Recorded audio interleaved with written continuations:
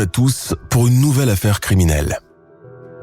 Avant de vous raconter l'histoire du jour, nous avons une grande nouvelle aujourd'hui. Vous pouvez désormais vous abonner sur lecoinducrime.com et écouter nos podcasts inédits pour seulement 1 € le premier mois. Oui, vous avez bien entendu. Notre abonnement le plus populaire est désormais à 1 € seulement le premier mois. Vous aurez en plus accès à l'intégralité de nos podcasts précédents. Abonnez-vous pour écouter notre podcast secret du mois de novembre sur le tueur du Zodiaque et profitez de tous les autres que vous n'avez pas encore écoutés. Permettez-nous aussi de remercier Marine Bodmer qui sponsorise le podcast sur lecoinducrime.com. Et on commence.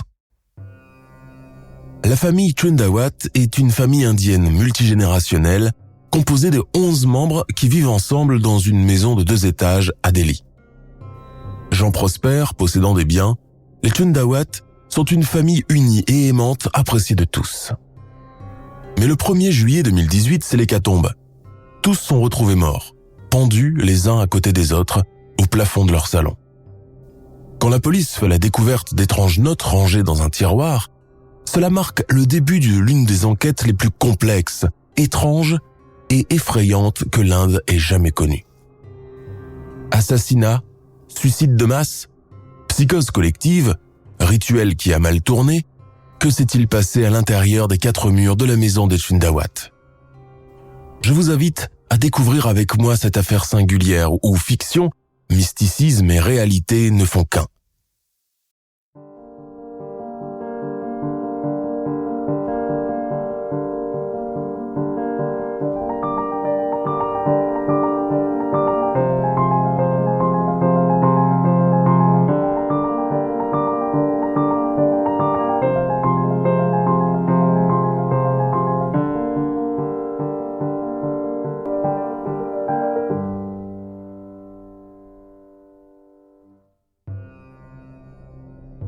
Rappel. L'affaire comporte beaucoup de patronymes et de titres qui reviendront souvent dans le récit. Une explication est fournie pour chacun d'eux. Delhi, 1er juillet 2018. Nous sommes à Delhi, métropole du nord de l'Inde. Avec ses 25 millions d'habitants, elle est l'une des villes les plus peuplées du pays. Ancien quartier général à l'époque coloniale, Delhi est redevenu depuis une ville indienne, comme les autres. Difficile à apprivoiser malgré la gentillesse de sa population, surpeuplée, ployant sous le trafic routier, extrêmement pollué et vivant à contresens, avec une minorité active à la pointe de la nouvelle technologie, très occidentalisée, qui symbolise la réussite professionnelle, et de l'autre, une grande majorité vivotant au jour le jour, écrasée par la misère sociale, le système de caste, les dogmes religieux, et le poids de traditions millénaires.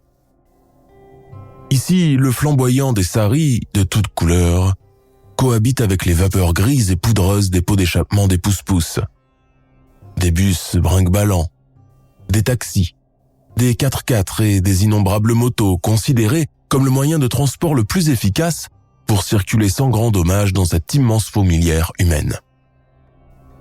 Les émanations grises de butane, d'essence et de kérosène semble flotter partout, imprégnant les murs, les enseignes, les maisons, les trottoirs éventrés et surpeuplés et les câbles qui alimentent la ville en électricité et en Internet. Il est 5 heures du matin et les premières lueurs du jour commencent à pointer, réveillant les habitants qui se rendent à leur travail et, au contraire, raccompagnant chez eux ceux qui ont travaillé pendant toute la nuit. Les échoppes et les commerces alimentaires commencent à lever leurs rideaux pour accueillir les camions de livraison, de lait, de sucre et de pain quotidien, mais aussi les clients matinaux. Dans toute la cité, l'odeur du thé au lait, condensé parfumé au girofle et à la cardamone, se mêle à celle des stands de friture où cuisent galettes de légumes, frites et beignets du petit déjeuner. Dans le quartier de Saint-Nagar, à Burari, tout au nord de la ville, les matinaux sont généralement les personnes âgées et les pères de famille, les premiers pour aller faire de l'exercice et les seconds pour se rendre à leur travail. Gurcharan Singh, 70 ans, habite ici depuis 1997, date à laquelle il y a construit sa maison. Retraité des chemins de fer, il coule des jours de retraite sereins et commence toujours chacune de ses journées par une marche de 30 minutes. Son exercice physique fini, il se rend en général à la boulangerie puis fait une halte à l'épicerie pour chercher du lait et du chocolat pour ses 3 arrière-petits-enfants qui habitent avec lui. Puis, il rentre chez lui pour prendre son petit déjeuner et lire son journal. Des habitudes bien ancrées et ritualisées qui donnent à cet homme encore actif malgré l'âge un sens et du bien-être. Depuis quelques jours, Gurcharan Singh et ses proches préparent leur pèlerinage annuel au Harmandir Sahib, le temple d'or, le lieu sacré des Sikhs, qui se trouve à Amritsar dans le Pendjab. Les 14 membres de sa famille devront tenir dans 3 voitures. En se serrant un peu, ils arriveront sans trop de dommages jusqu'à destination. C'est en pensant à ce futur voyage que Gurcharan Singh arrive devant l'épicerie de son ami et voisin, Lalit Chundawat. À son grand étonnement, il remarque que la boutique qui ouvre quotidiennement à 5 heures du matin est restée porte close. Le camion de lait arrivé probablement pour la livraison est resté stationné au beau milieu de la rue, avec à son bord son chauffeur tout aussi perplexe, son portable collé à l'oreille. Gurcharan Singh frappe à la porte de l'échoppe. Aucune réponse. Il attend un moment puis décide d'aller directement chez Lalit. Celui-ci se réveille toujours avant l'aube, une habitude qu'il a gardée depuis sa jeunesse. Est-il resté faire la grasse matinée? Pendant ce temps, dans la maison de Gurcharan Singh, Priptal Kaur, voyant son beau-père tarder, envoie son fils chercher du lait. Le petit garçon revient quelques instants plus tard, bredouille. Dadaji, grand-père, n'y est pas, et l'épicerie est fermée. Intrigué, Priptal Kaur prend son téléphone et appelle sur le fixe des Chundawat, mais personne ne décroche. Elle rappelle une seconde fois, même constat, comme s'il n'y avait personne. Elle trouve cela anormal. En arrivant chez les Chundawat, le retraité est étonné de trouver la porte en fer entr'ouverte cette fois-ci. Quelqu'un a-t-il oublié de la fermer en quittant la maison? Impossible, une des femmes de la famille l'aurait suivi pour le faire. Gurcharan Singh frappe quand même, sonne, pas de réponse. Cela devient inquiétant. Alors, la gorge nouée, il pousse doucement la porte, traverse le corridor plongé dans la pénombre, appelle. Lalit, Bhuvnesh, Bhupiji, vous êtes là? Pas de réponse. Effrayé par le manque d'animation inhabituelle dans cette maison qui abrite 11 membres d'une même famille, il monte à l'étage et s'arrête sur le pas de la porte, pétrifié. Dès que j'ai vu la porte de la maison ouverte, j'ai eu un mauvais pressentiment, confie ce vénérable patriarche, sikh, à la barbe grisonnante. Entre-temps, dans une autre maison du quartier, Kuldip Singh, notre voisin, est alerté par sa mère, revenue complètement hystérique de sa promenade matinale. La vieille femme, qui a l'habitude d'aller marcher chaque matin, a vu la même chose que Gurcharan Singh. « Maji, maman, qu'est-ce qu'il y a? Qu'est-ce que tu as vu ?» s'affole son fils qui tente de la calmer. Pour toute réponse, la vieille femme échevelée et le sari de travers pointe la fenêtre du doigt et repart dans des sanglots hystériques. « Les Chundawat, ils sont tous morts. » Telle une traînée de poudre, la nouvelle se propage dans le quartier de Nandsagar.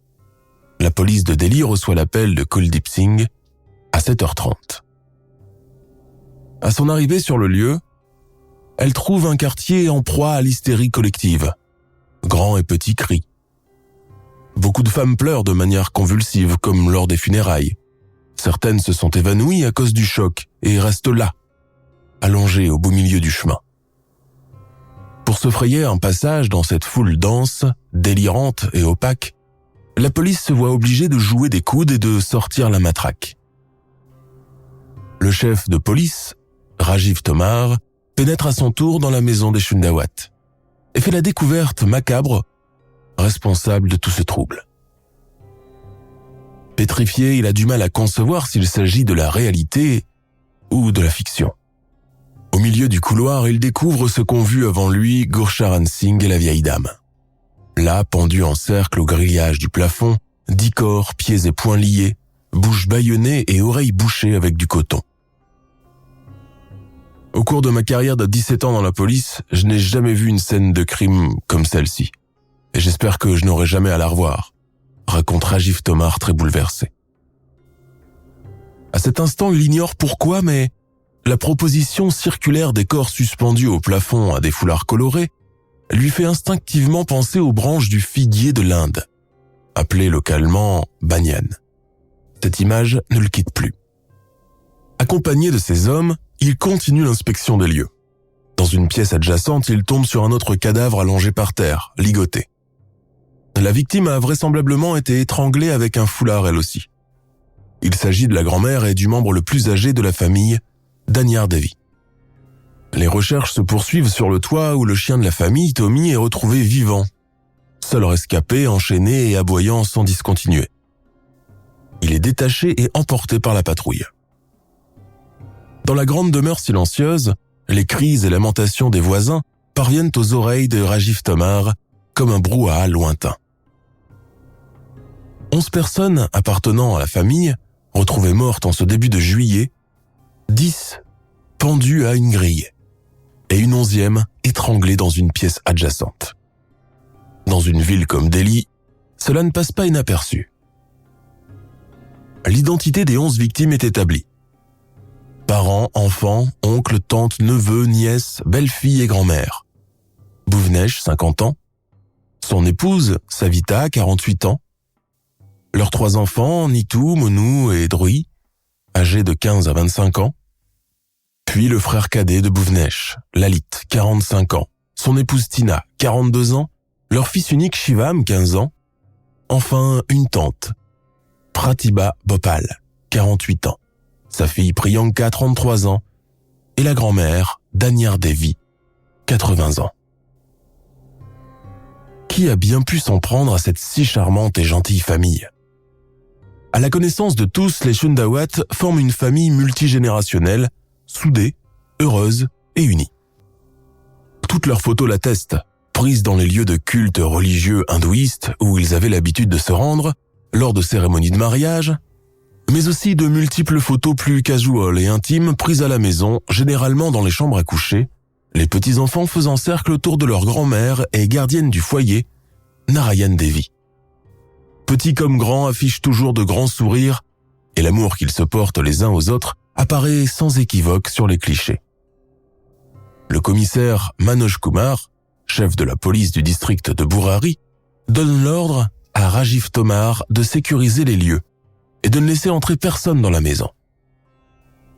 Manoj Kumar, qui à son arrivée est très ébranlé par la scène lui aussi, comprend très vite qu'il ne peut pas s'agir d'une tuerie de masse, mais bien d'un suicide collectif. Admettons qu'il s'agissait d'un vol ou d'un assassinat. Il fallait au moins 2 personnes pour maîtriser chacune des 11 victimes. Il se serait retrouvé à 20. Or, dans la maison, il n'y avait aucune trace de lutte ou de pas. Toutes les femmes portaient encore leurs bijoux en or, donc il n'y a pas eu de vol. Le lendemain de la découverte des corps, toute la presse indienne prend d'assaut le quartier de Saint-Nagar aux premières heures du jour. Entre elle et la police, c'est le bras de fer qui commence. Hormis les journalistes qui font les récalcitrants, la police a un autre obstacle de masse, les voisins et les badauds. Pour tenter de les stopper, des cordons d'agents de l'ordre sont déployés un peu partout dans le quartier. Ordre leur est donné de bloquer l'accès des rues. Ils disposent des barricades pour empêcher les gens d'entrer dans la maison, mais très vite, ils doivent se rendre à l'évidence que cela ne sert strictement à rien, puisque beaucoup contrecarrent cette interdiction, escaladent les balcons et passent par le toit. La nouvelle de la mort étrange des Shundawat engendre beaucoup de curiosité et la foule devient de plus en plus incontrôlable. Ceux beaucoup trop craintifs pour traverser les toits se disputent à présent l'accès aux balcons et aux terrasses, où ils s'agglutinent dans l'espoir de prendre des photos avec leur téléphone. Jamais la police de Delhi n'a été en proie à une telle tragédie. La première préoccupation des policiers pour le moment est d'empêcher quiconque d'entrer dans la maison et de prendre en photo ou filmer les victimes. Pourtant, une vidéo anonyme filmée vraisemblablement le jour des faits finit par filtrer au nez et à la barbe des policiers. devenant rapidement viral sur Internet et partagé des milliers de fois. La filtration de ce document met des bâtons dans les roues de la police. Les forces de l'ordre interdisent fermement aux journalistes de la publier dans leurs journaux ou de la diffuser sur les chaînes télévisées. Ceux qui l'ont vu racontent qu'ils n'ont pas pu dormir de la nuit. Mais impossible d'empêcher la diffusion de la vidéo. L'attention médiatique sur l'affaire se renforce et devient le principal sujet du journal télévisé. Les visages des victimes sont floutés pour préserver leur anonymat. À cet instant, tout le monde est persuadé que les Shundawat ont été assassinés. Personne n'arrive à croire qu'ils ont pu être capables de s'infliger une telle fin. L'enquête commence dans un climat de terreur et de questions en suspens. Elle porte sur la recherche d'indices en vue d'une reconstitution des faits. L'équipe médico-légale arrive à son tour sur les lieux du drame. Une équipe au grand complet constituée de légistes, de physiciens, de chimistes et de photographes, tous les experts médico-légaux nécessaires pour une enquête de cette envergure, une première du genre. Mais rapidement, ces derniers sont à leur tour interloqués et sérieusement ébranlés par la scène qu'ils ont sous les yeux. Et, se départant de tout sens professionnel, ils se mettent à répéter la même litanie que le voisinage. Qu'est-ce que c'est que cette histoire ? Que s'est-il passé dans cette maison ? Certains légistes se souviennent encore de cette journée. Bien que nous soyons amenés à voir des scènes très violentes, celles-ci dépassaient tout ce qu'on pouvait imaginer. C'était très dur, très choquant. Il y avait là des adultes, mais aussi de jeunes enfants. Nous restons des humains avant même d'être médecins. Le plus difficile est de donner un sens à tout cela. Comment une famille de 3 générations s'est-elle retrouvée pendue au plafond de sa maison ? C'est le cœur gros et les mains tremblantes, gantées de latex, que l'équipe médico-légale commence son travail d'investigation et de documentation. Prenant en photo non seulement les cadavres des suicidés, mais aussi tous leurs objets de la vie courante, jusqu'aux jouets des enfants et des ustensiles de cuisine. Ils ne veulent laisser aucun détail au hasard. Le plus dur pour les légistes est sûrement le marquage manuel des corps suspendus, et entre lesquels ils doivent circuler. Un vrai supplice, même pour le plus chevronné d'entre eux. À la fin de la journée, leur constat est sans appel. Il ne peut s'agir d'un meurtre, mais il est encore trop tôt pour se prononcer sur un suicide collectif. Tout dans la maison avait un air étrange. Cela n'avait rien d'une scène de crime ordinaire. Et cette question qui revient sans cesse sur toutes les bouches, pourquoi ? Pourquoi certaines victimes ont-elles été ligotées et d'autres non ? Pourquoi la grand-mère se trouve-t-elle seule dans cette pièce, allongée dans telle position, et pas pendue au plafond avec le reste de la famille ? Pourquoi les pieds d'un des fils touchent-ils le sol ? Pourquoi une des belles-sœurs porte-t-elle un sari d'apparat rouge et or, et l'autre, un simple sari de coton ? De plus, la famille n'a laissé derrière elle aucune lettre qui puisse fournir un indice, ni aucun autre élément. Pour la police d'investigation de Delhi, il s'agit maintenant de prendre connaissance des événements qui ont précédé et précipité ce drame et de rassembler le maximum d'informations, même celles qui semblent dérisoires. C'est dans cet état des faits qu'elle parvient à repérer une caméra de surveillance de l'autre côté de la rue. Une équipe est chargée sur le champ de la visionner à plusieurs reprises pour ne laisser passer aucun détail, afin de savoir si une tierce personne était présente ce jour-là. Le contenu de la vidéo ne montre rien de suspect. Personne n'était chez les Shundawat à l'heure où ils ont trouvé la mort. Le reste des proches de la famille, qui habitent la campagne pour la plupart, apprennent l'effroyable nouvelle à la télévision. Ils se cotisent, louent une camionnette et font le déplacement jusqu'à Delhi. À leur arrivée, seuls 2 d'entre eux, le fils survivant, Dinesh, et une autre personne, seront autorisés à pénétrer dans la maison. Pour les voisins de Sant-Nagar, le choc est d'autant plus dévastateur. La famille Shundawat était appréciée dans tout le quartier. Commerçants prospères appartenant à la classe moyenne aisée, ils traitaient bien leurs employés et étaient généreux pour les plus pauvres d'entre eux. Gurcharan Singh et sa famille évoquent des gens pieux qui avaient pour habitude de prier au temple 2 fois par jour, de faire des offrandes, d'aider les plus nécessiteux. Dans ce quartier surpeuplé où les maisons sont construites au gré de la fantaisie de chacun, la promiscuité du voisinage constitue le lot quotidien. Mais dans ces familles souvent nombreuses, accoutumées à cohabiter en communauté et où le principe d'intimité n'existe pas vraiment, vivre proche de leurs voisins est une bénédiction. Quand on laisse sa famille derrière soi dans les villages, ce sont vos voisins en ville qui la remplacent, raconte Ranjit Singh, un autre habitant du quartier. Boupiji, c'est comme cela qu'on surnommait la grand-mère, tout le monde l'adorait, elle nous accueillait comme ses propres filles. Ses belles-filles, Savita et Tina, étaient des femmes douces. On se sentait rapidement à l'aise quand on était chez eux. Les hommes n'élevaient jamais la voix, nous ne les avons jamais vus se disputer ne serait-ce qu'une seule fois, renchérit sa femme. Une famille multigénérationnelle qui vit sous le même toit, une famille aimante, soudée, pieuse, qui traite tout le monde avec bonté, ne méritait pas une fin aussi cruelle. À mesure que les détails sur l'affaire apparaissent, les chaînes de télévision qui couvrent le sujet tous les jours pendant une bonne partie du JT parlent pour la première fois d'un suicide de masse précipité par une psychose générale. La police, elle, a choisi la prudence depuis le début de l'enquête. Le suicide ne peut être qu'évident. Tuer 11 personnes de cette manière est tout simplement impossible. Un suicide collectif, mais pourquoi ? D'après de nombreux témoignages, les Shundawat étaient des gens sains d'esprit, équilibrés, la tête sur les épaules, pas le genre à rejoindre des sectes, pas le genre à se faire manipuler par une tierce personne. Leur foi était bien trop inébranlable pour cela. La police commence aussi une autopsie psychologique des défunts à titre posthume en se renseignant auprès des gens qui les ont côtoyés lors des derniers jours. Que ce soit la famille, les collègues, les employés, les voisins, les belles familles.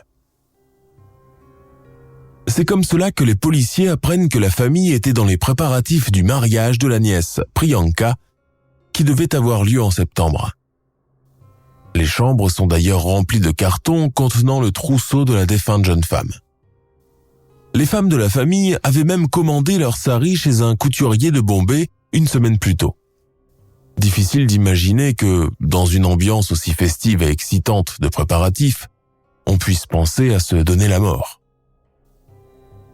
Les policiers Rajiv Tomar et son supérieur, Manoj Kumar, adhèrent complètement à cette idée, pendant un moment. Le 3e jour de perquisition donne une nouvelle tournure à l'affaire. Et cela commence lorsque la police fait une découverte stupéfiante. Une série de 11 journaux intimes, renfermés dans 2 gros registres, est cachée soigneusement dans le bureau de Lalit, le fils cadet et le propriétaire de l'épicerie.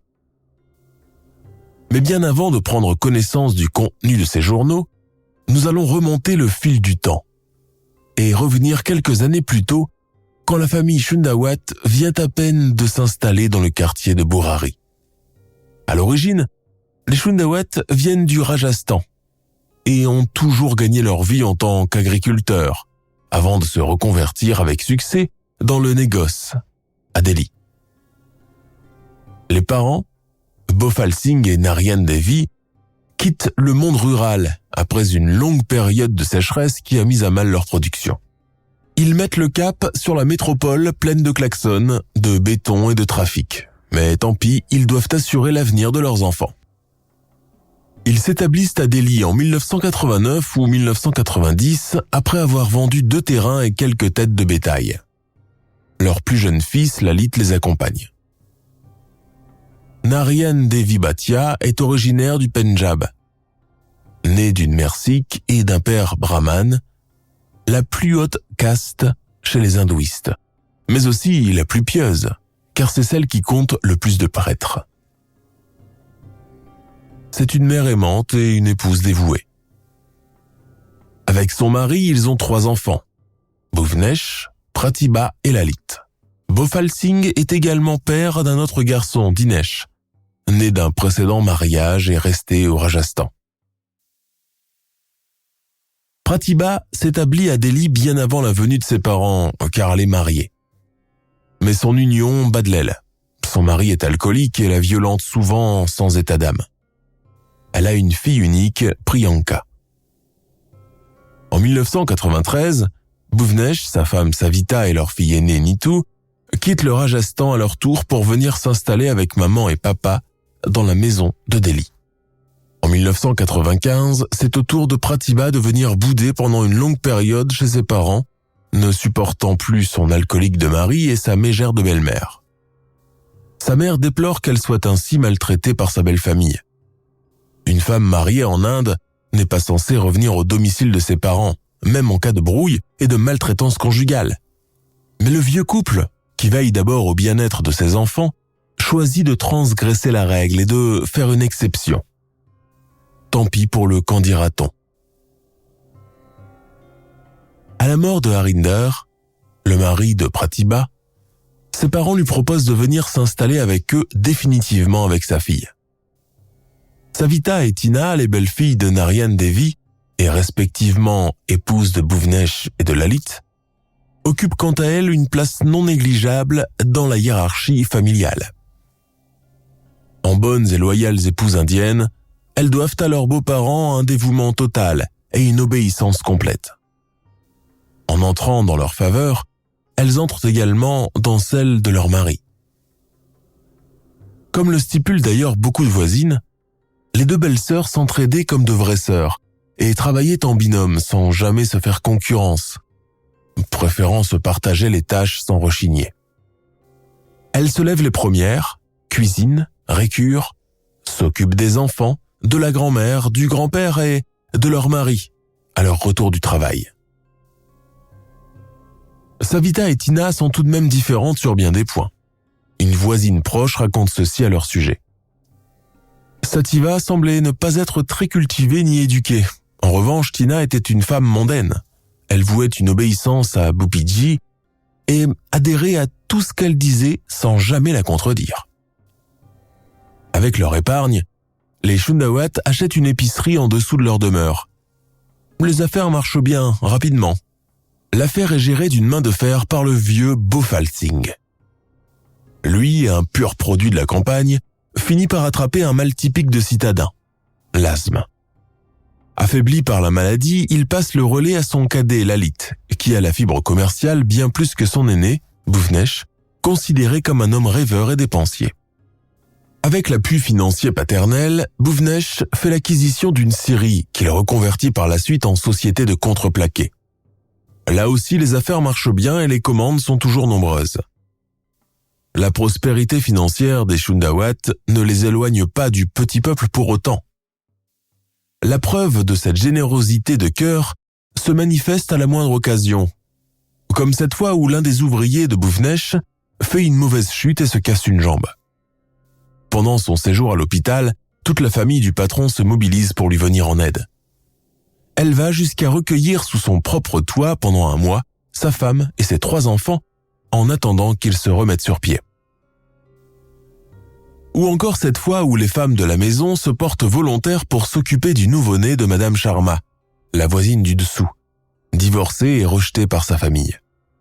Le bébé s'y plaît tellement bien qu'il y reste 3 ans supplémentaires, se fondant dans le décor, allant dans tous les bras, devenant un membre de la famille par procuration et sa mère aussi par la même occasion. La piété des Shundawat, leur origine campagnarde et modeste, peuvent être à l'origine de cette attitude altruiste. Leur générosité est tellement grande qu'elle devient un exemple dans le quartier de Burari à dominance sikh et musulmane. Les Shundawat, bien qu'hindouistes, ne font pas de distinction entre leurs voisins malgré les nombreux préjugés religieux qui gangrènent le pays et qui font que chaque communauté vit repliée sur elle-même sans jamais chercher à se mélanger aux autres. Le vieux couple est très apprécié dans le quartier, au point que tout le monde appelle Bhopal Singh Papaji et sa femme Bhupiji. Une religiosité pourtant contestée par le fils aîné du patriarche, Dinesh Singh, qui brosse un tableau de son père bien différent de la version officielle. Mon père aimait manger de la nourriture non végétarienne, donc proscrite. Il raffolait de la viande, il aimait boire aussi, et nous invitait à se joindre à lui. Il nous laissait d'ailleurs toujours une bouteille de whisky à Bhuvnesh et à moi. Lalit était contre ses agissements. C'était un abstinent et un fervent pratiquant. Si Bhoofnesh est connu pour son grand cœur et sa sensibilité, Lalit reste certainement le plus complexe et le plus mystérieux des enfants de maman et papa. Peu loquace, appliqué, sérieux, religieux, il n'élève jamais la voix, même quand il est en colère, ce qui se produit d'ailleurs rarement. Un silence qui cache une profonde amertume, car en réalité Lalit ne se plaît pas dans son métier de commerçant et déplore sa carrière avortée de médecin. Sa passion pour la médecine remonte à ses années de collège où, comme de nombreux jeunes Indiens ambitieux, il souhaite embrasser cette noble vocation. Après son bac, il convainc son père de l'inscrire dans l'intercollège, un établissement privé préparatoire précédant l'entrée à la faculté de médecine. Les cours sont difficiles. Lalit suit à peine. Il redouble sa première année, passe péniblement à la deuxième, puis échoue. Il n'a d'autre choix que de mettre une croix sur ce métier tant espéré qui ne lui a pas fait de cadeau.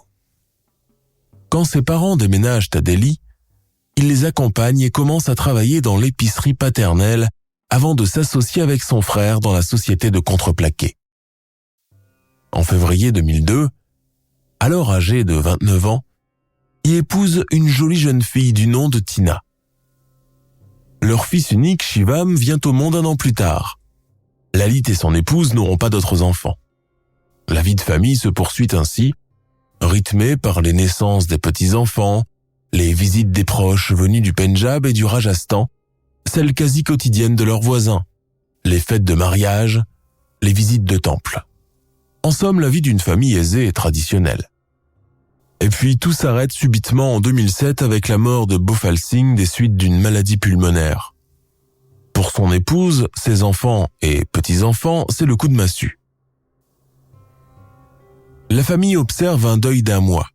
La prière Gurada Purana Prahas est récitée dans leur maison pendant 10 jours, afin d'accompagner le défunt dans son long cheminement vers la renaissance et la réincarnation. Les prières rituelles qui accompagnent la mort de Bhofal Singh rassemblent la famille et tous les voisins désireux de s'y rejoindre. Elles commencent à 21h et durent de 30 minutes à 1 heure. Pendant les kirtans, les chants dévotionnels, Lalit s'assoit toujours devant, à la place de son père, et peu à peu tout le monde commence à trouver cela naturel et légitime. Même Bhoofnesh, qui ne conteste pas son droit d'aînesse. La voisine, Madame Sharma, ne quitte pas la famille pendant cette période de recueillement et de tristesse. En les quittant pour rentrer chez elle se coucher, Shivam, le fils de Lalit, l'accompagne à la porte et lui dit cette bien étrange phrase qui la laisse perplexe. « Papaji veut revenir parmi nous. Il est triste là où il est en ce moment. » Lors du 7e jour, alors que tout le monde prie dans le salon au milieu des fumées d'encens, Lalit se redresse d'un bond et prononce le mot « Om » en restant dans une position de transe. La famille l'imite, répétant la syllabe d'abord doucement, puis de plus en plus frénétiquement. À la fin de cette transe collective, Lalit lâche cette étrange phrase. « Papaji est revenu, il est parmi nous. » C'est ainsi qu'en juillet 2018, les policiers apprennent que le patriarche de la famille est décédé en 2007 et que cela a beaucoup affecté ses enfants et petits-enfants. La première page du journal est d'ailleurs un hommage en souvenir du défunt. Quel bon père il était, et de conclure avec des prières dévotionnelles pour le repos dans son âme. Les registres sont emportés en tant que pièces à conviction pour être étudiés. Leur contenu est daté à partir de l'année 2007 et laisse d'abord penser à un agenda quotidien dans lequel Lalit décrit les tâches qui devront être effectuées dans son commerce. Jusqu'ici, rien de vraiment anormal. Mais à mesure qu'il passe en revue les pages, le ton employé devient bizarre, souvent à la première personne, strict, grondant et inquisiteur, tout le contraire de Lalit, connu pour son calme à toute épreuve. S'il n'est pas à l'origine des notes écrites, alors qui d'autre a bien pu le faire à sa place? Pour Ahmed Ali Khan, employé et bras droit de Lalit Chendawat, Il ne fait aucun doute que son défunt patron est devenu de plus en plus étrange les 2 dernières années avant la tragédie. Il raconte à la police que plus d'une fois il avait l'impression d'entendre la voix du vieux Papaji quand Lalit parlait et que cela lui causait une grande peur. Avec cette dernière révélation et les journaux intimes, l'enquête censée prendre une direction classique emprunte la voie du surnaturel et de l'occulte. Oui. Et si c'était justement cela la clé de toute cette affaire? Bhopal Singh, dont l'esprit n'a jamais vraiment quitté sa demeure, a choisi de rester avec les siens pour l'éternité, les guidant dans leur vie quotidienne, leur intimant le comportement à adopter dans telle ou telle situation. Dans les écrits et les notes supposément soufflées par lui, le ton employé est d'ailleurs typique du patriarche, toujours strict et sans équivoque. Au fur et à mesure de la lecture des journaux intimes, il devient de plus en plus évident que Bhopal Singh aurait demandé à son fils Lalit d'effectuer le rituel du banyan pour le bien et la protection divine de la famille. Les notes indiquent également les horaires de sommeil, telle ou telle façon d'effectuer les ablutions avant les prières, les habitudes alimentaires strictement végétariennes auxquelles la famille doit se plier.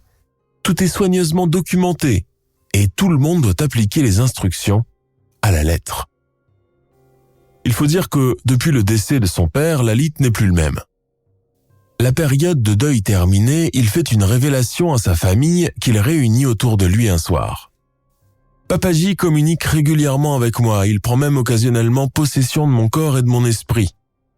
Phénomène de réincarnation? Petit à petit, l'enfant terrible de la famille, celui qui n'a pas réussi dans les études, celui qui n'a jamais bénéficié du favoritisme paternel, devient à présent sa représentation physique. La rédaction du premier journal prend rapidement les allures d'une feuille de route. Comme organiser la vie familiale, les activités quotidiennes, les tâches à faire par chaque membre, la philosophie, etc. Une section spéciale est consacrée aux prières rituelles hindoues. Le journal est rédigé en anglais et en sanskrit. Un jour, Lalit surprend tout le monde quand il entre dans une sorte de transe qui le plonge dans le silence pendant des mois. Pour sa famille, nul doute que c'est Papaji qui se matérialise en lui. À partir de ce moment, la vie des Shundawat n'est plus du tout la même. La période de deuil est écoulée depuis longtemps. Pour autant, le souvenir du patriarche est encore vivace dans leur esprit. Bien qu'ils ne parlent jamais des étranges manifestations autour d'eux, leurs voisins sont les premiers à constater le changement drastique de leur style de vie.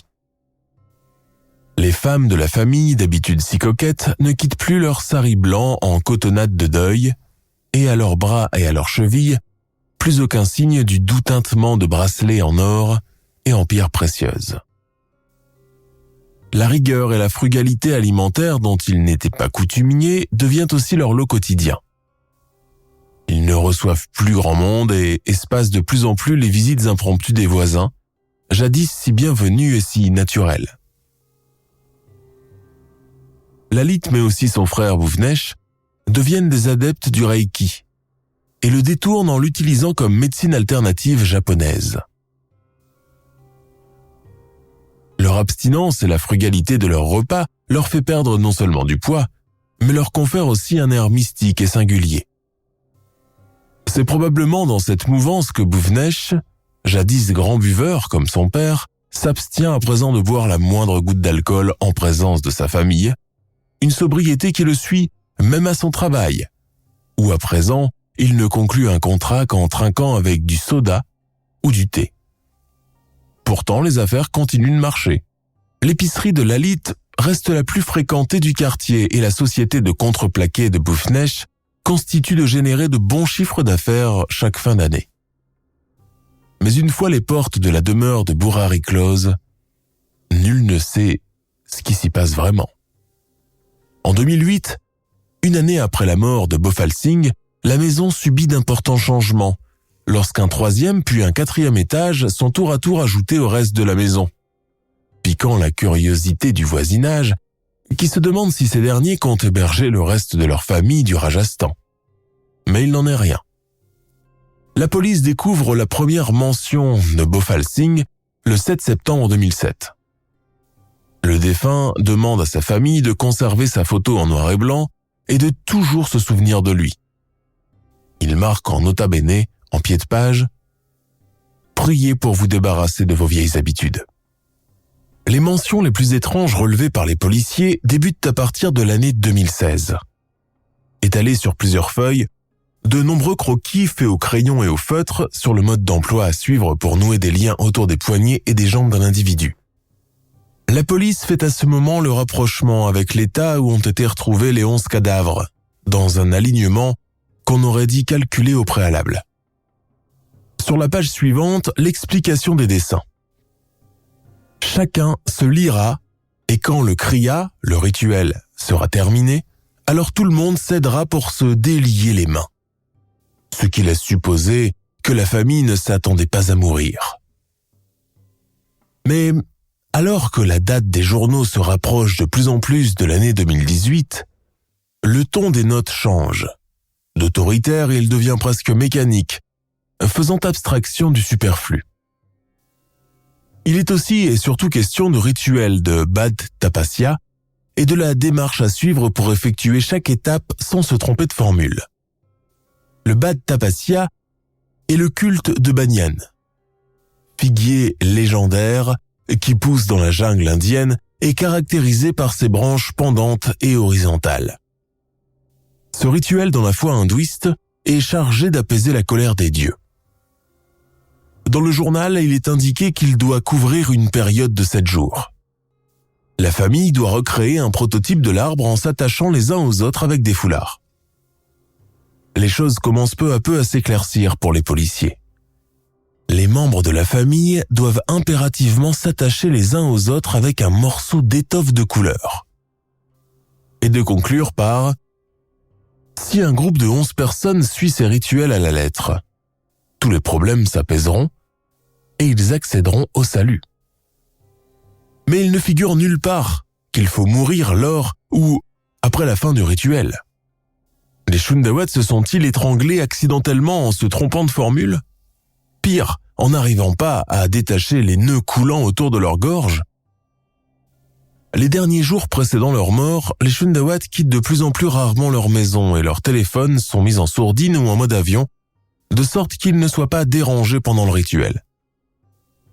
Pour les voisins qui ignorent tout des événements en cours, cette mobilité est due aux préparatifs de la cérémonie de mariage de la nièce Priyanka, âgée de 33 ans et qui doit avoir lieu dans 2 mois.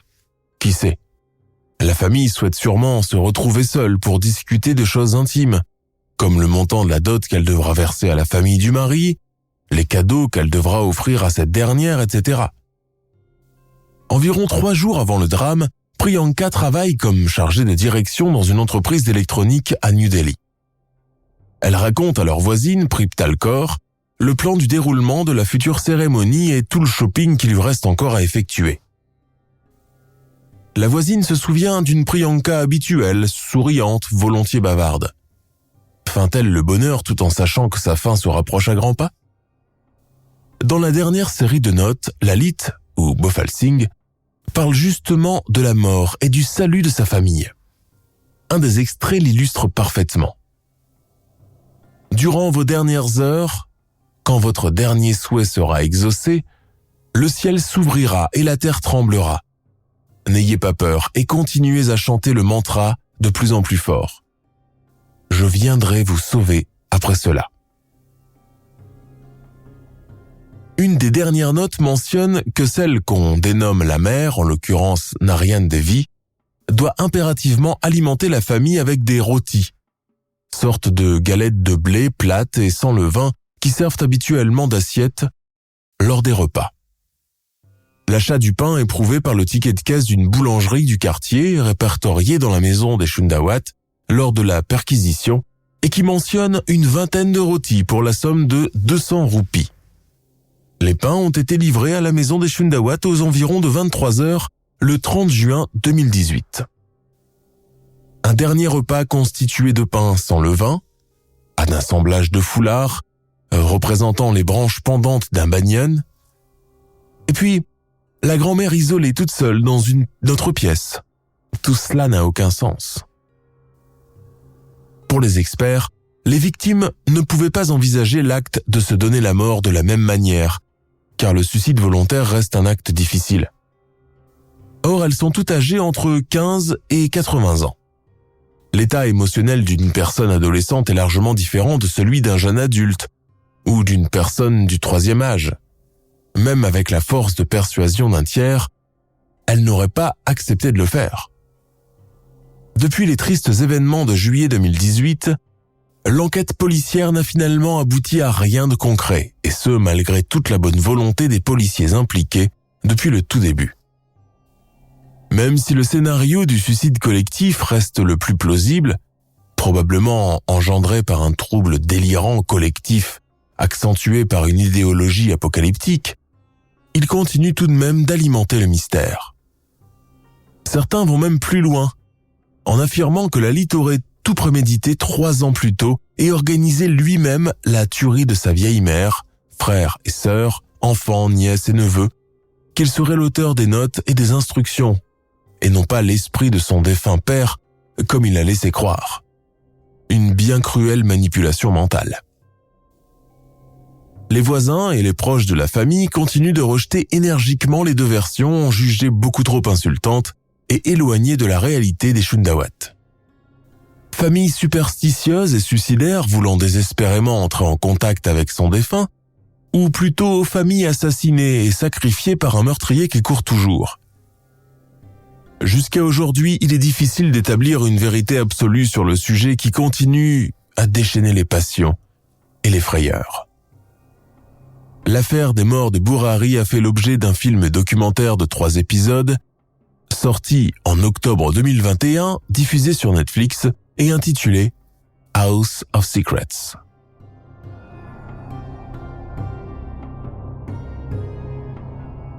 Nous sommes à la fin de notre émission du jour. N'hésitez pas à écouter les autres émissions du podcast et à prendre 5 secondes pour nous laisser un 5 étoiles sur iTunes. C'est vraiment très important pour nous. Vous pouvez aussi vous abonner pour ne pas rater les prochains épisodes et nous suivre sur Facebook pour nous en proposer de nouveaux. Merci et à bientôt.